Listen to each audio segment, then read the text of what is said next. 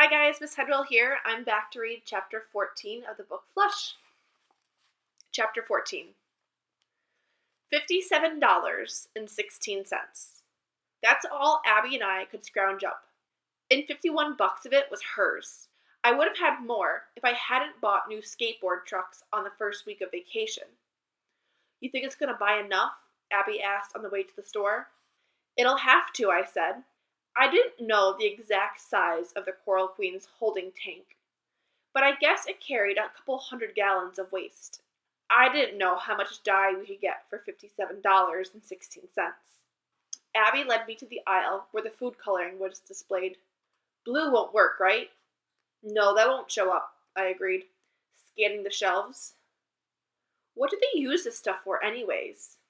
Frostings, desserts, all kinds of goodies. Do they make any orange? No, but here's fuchsia, Abby said. What? That's how it's pronounced, Noah. Fuchsia. I had no idea what fuchsia was, but it sounded like something you wouldn't want to step in. It's a hot reddish purple, Abby explained. Perfect for Operation Royal Flush.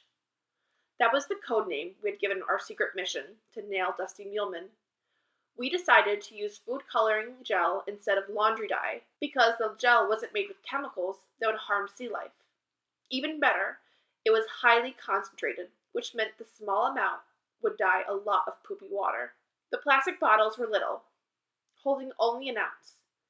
There was only one container of fuchsia on the shelf, so we asked the stock boy to go find more. How many do you want? He asked. Bring us all you've got, I said. When we got to the cash register, the checkout lady gave us the stink eye as she tallied up the total. What in the world, she said, arching an eyebrow, would you kids be doing with 34 bottles of food coloring? Abby smiled sweetly. We're baking a birthday cake, she said. Oh, is that right? A very big birthday cake, my sister added. And a very purple one, I see, the checkout lady said, handing us the bag of bottles. On the way home, I kept looking behind us to see if we were being followed by the old pirate geezer. I couldn't stop wondering who he was and how he knew us. Abby said it was probably a gnarly old mate from one of the sport fishing boats. Or maybe a bridge person who'd seen us around the island and overheard us calling each other out by name. Whoever it was, I kept my eyes peeled. As we turned the corner of our street, someone called out to us. It was Bull, of all people, standing in front of the house. He waved as we rode up, though Abby and I were too suspicious to wave back. I hopped off my bike and asked, "What's up?" Bull seemed edgy and uncomfortable. I could see Abby's teeth marks on his left ear, which was still puffy and crinkled. He cleared his throat about 5 times before he finally spoke. I just came over to say I was sorry, he said. Real sorry. I set the grocery bag full of dye bottles onto the sidewalk. My sister stood behind me and said, Is this some sort of sick joke? No way. Bull shook his head forcefully. I'm righteously serious. Sorry for everything, dude. He was looking straight at me. All the times me and Jasper hassled you, it was wrong, okay? Bogus and wrong. What's going on, Bull? Nothing. Why'd you ask me that?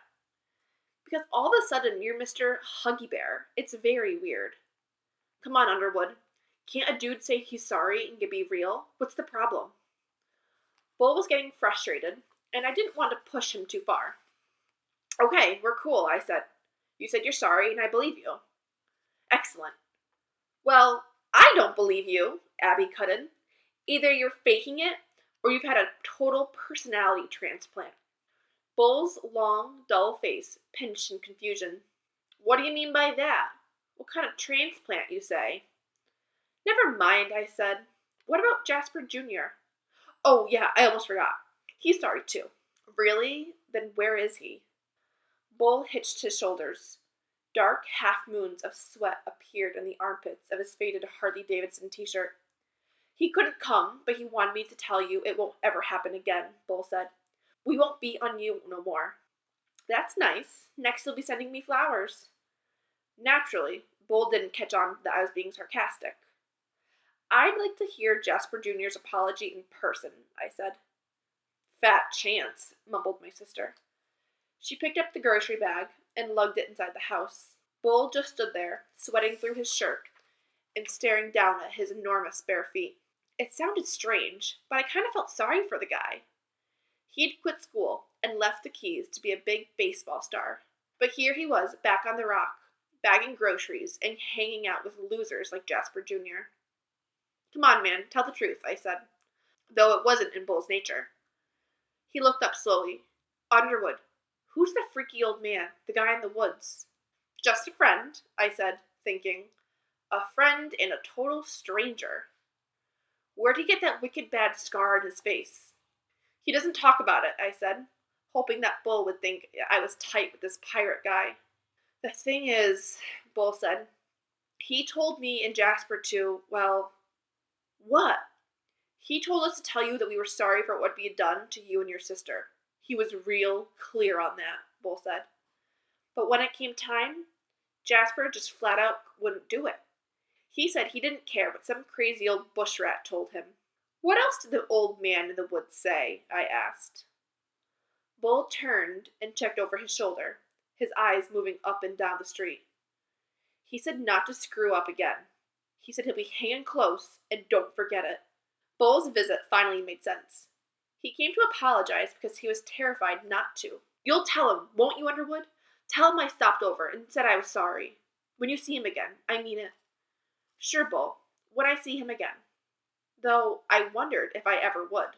After lunch, my sister and I headed for Shelley's place to deliver the food dye and review our plan.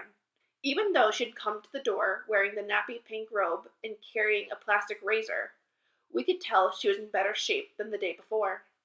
She waved us inside and cheerfully resumed shaving her legs at the kitchen sink, a procedure I had never witnessed so up close and personal.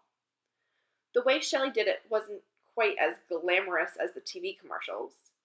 Whenever she nicked herself, she'd cuss like a biker and wipe away the blood with her pinky.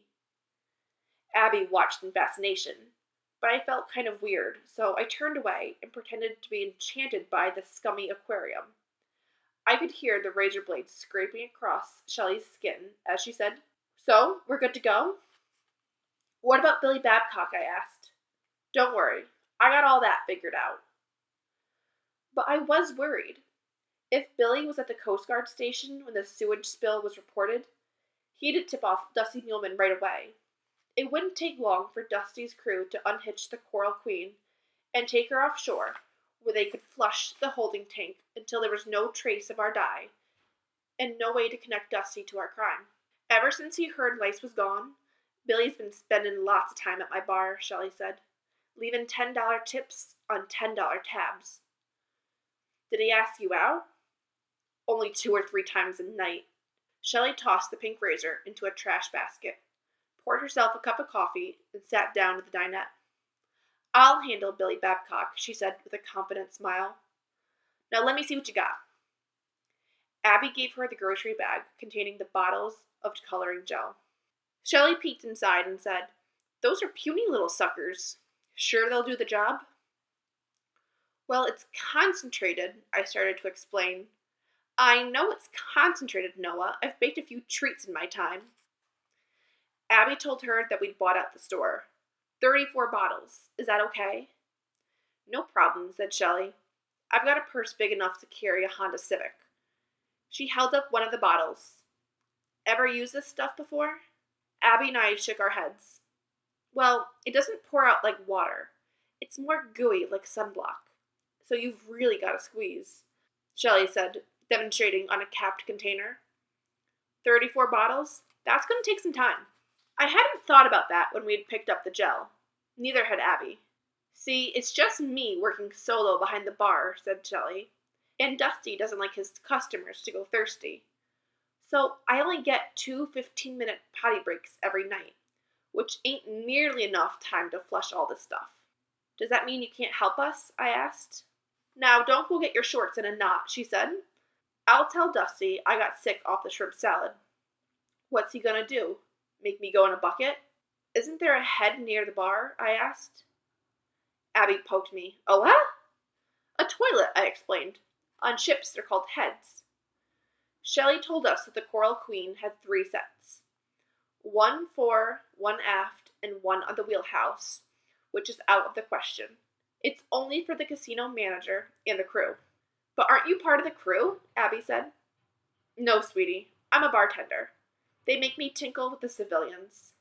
The more I heard, the more worried I got.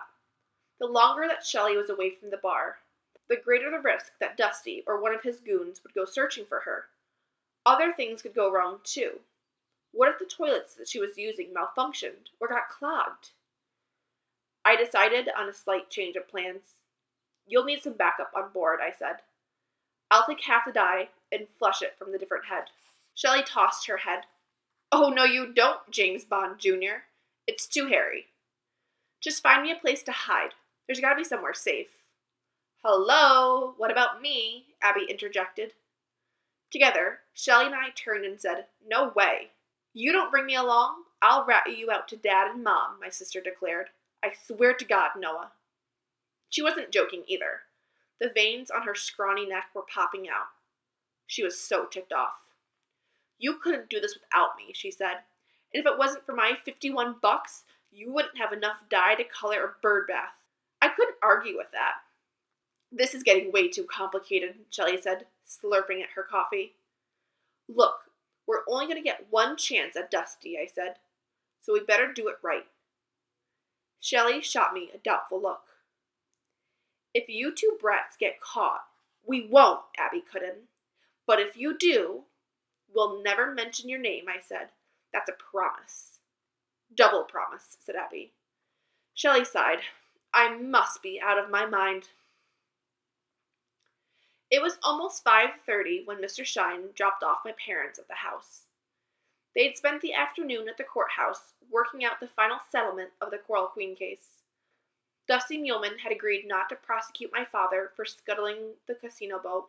In exchange, Dad had promised to pay back Dusty's insurance company for the cost of refloating the thing, cleaning it up, and fixing the diesels. The bill must have been super expensive, because the judge gave my father 5 whole years to pay it off. He also made Dad swear to not say anything bad about Dusty on TV, in the newspapers, or anywhere in public. So much for the First Amendment, my father griped as we sat down to dinner. Might as well walk around with a cork in my mouth. The important thing is that it's over, Mom said. Now maybe our lives can get back to normal. I didn't dare look at Abby for fear of cluing my mother in that we were up to something. Dad was too bummed out to notice. Everybody in the county thinks I'm crazy anyway, he said sourly. Who cares what everybody thinks, I said. And who cares if you're crazy, Abby piped up, as long as it's a good crazy. She meant it as a compliment, and my father seemed to take it that way. It's unholy what Dusty is doing. It's a crime against nature, Dad went on. You know what he deserves? He deserves to be... Pain, that's enough, my mother said sternly. Someday he'll get exactly what he deserves. What goes around comes around. Dad snorted. If only. Mom's right, Abby said. Dusty can't get away with this stuff forever. My sister played it perfectly straight. She's a slick little actress. Someday they're going to bust him cold. Don't worry. Dad looked at her fondly and said, Let's hope you're right. But we could tell that he didn't believe that Dusty Muleman would ever be caught. My mother said, Noah, we need you to stay home with Abby tomorrow night. For what? I tried to sound annoyed, but I was really excited. This was the golden chance that my sister and I needed. Your dad and I are going out for a dinner and a movie, my mom said. Woohoo, a hot date, teased Abby. We're celebrating your father's new job. Oh yeah, Dad said dryly. My exciting new career, towing numbskull tourists off the Bonefish Flats. Well, doesn't it beat driving a cab? I asked. True enough, he admitted. But I want you both in bed by 11. Not a minute later, Mom told us. You hear me? Absolutely, I said. Double absolutely, said Abby. 11 sharp. Neither of us could look Mom in the eye.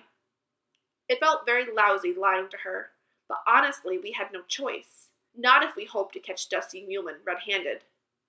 or fuchsia-handed to be exact. And that is the end of chapter 14.